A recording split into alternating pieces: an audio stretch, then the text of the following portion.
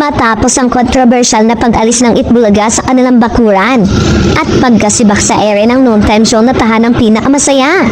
Inanunsyo ng production company na Tape Incorporated na sila'y magbabalik na sa paggawa ng mga programa sa TV at online. Ito'y matapos ng pag-ayos ng kumpanya sa mga dapat nilang ayusin dito.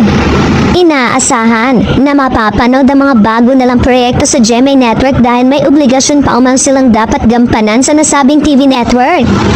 Ang Television and Production Exponent Incorporated na pinamumunuan ni Romeo Aloso Sr.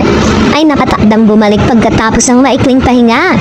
Kasunod ng isang malaking corporate restructuring na naglalayong palakasin ng operational efficiency at creativity. Kinumpirma mismo ng Tape Incorporated ang mga plano nitong ipagpatuloy ang paggawa ng content para sa telebisyon at online na mga platform. Gayun din ang pamamahala ng talento, recording at paggawa ng pelikula, kabilang ang mga konsyerto at kaganapan.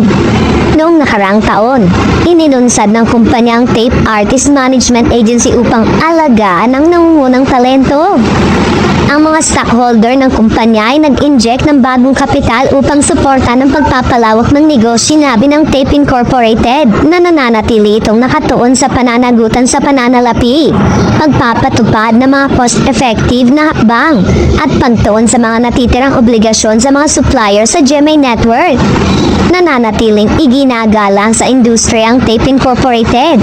Pinarangalan kamakailan ng Ad Standard Council si Chairman Emeritus Romeo Aloso Sr. para sa kanyang mga kontribusyon sa larangan.